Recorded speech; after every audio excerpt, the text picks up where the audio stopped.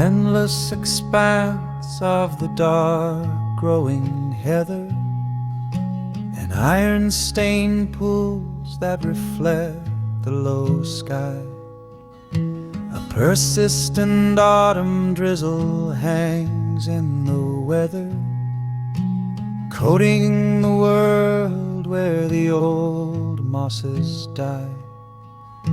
The ground is a sponge of decaying green sphagnum, miles wide and yards deep in the oxygen rot, with a heavy sand thick with the tannin and sulfur.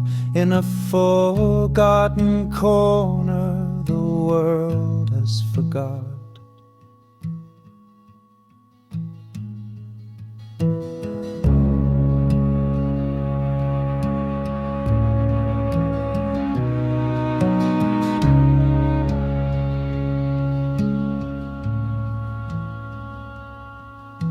A visual researcher blinks in the city against the sharp glare of a dry, glowing screen, while a solitary sheep calls from a ridge without pity, a flat swallowed sound on the desolate scene.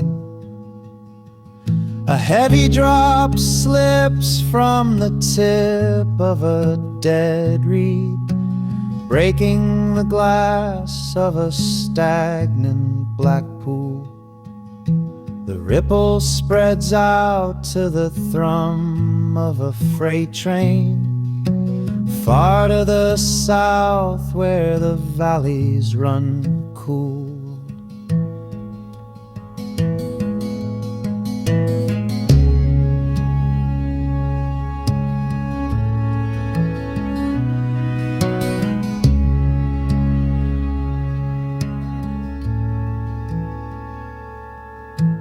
Temperature sits at a damp 7 degrees C, stiffening joints of the grouse in the brush.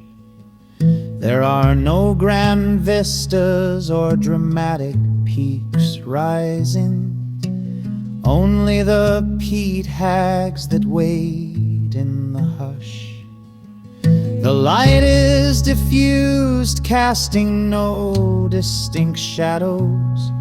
Deceivingly flat is the black, greasy crust. A sudden sharp gust bows the white cotton grasses like an old radiator clanking its rust.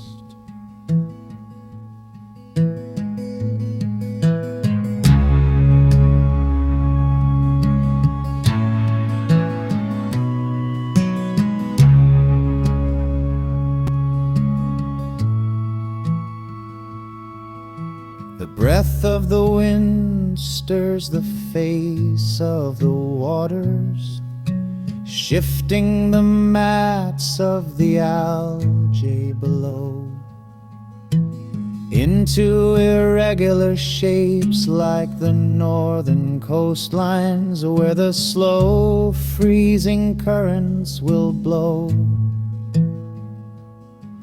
For every long hour the drizzle continues.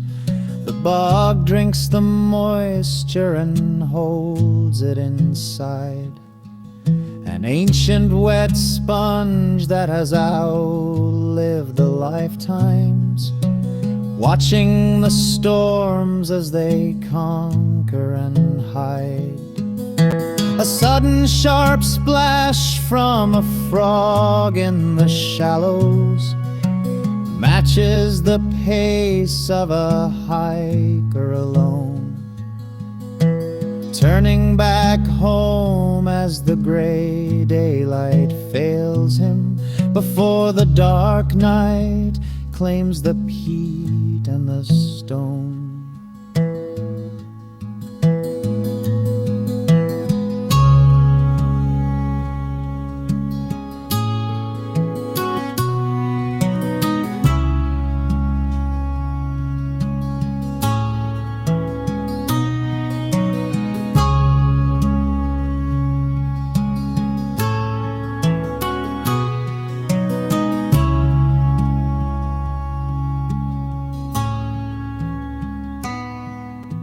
sediment clouds, then dissolves in the blackness. The smell of the wet earth is sharpening cold. A heavy book closes on wood in the distance, leaving the plateau to the winter ahead.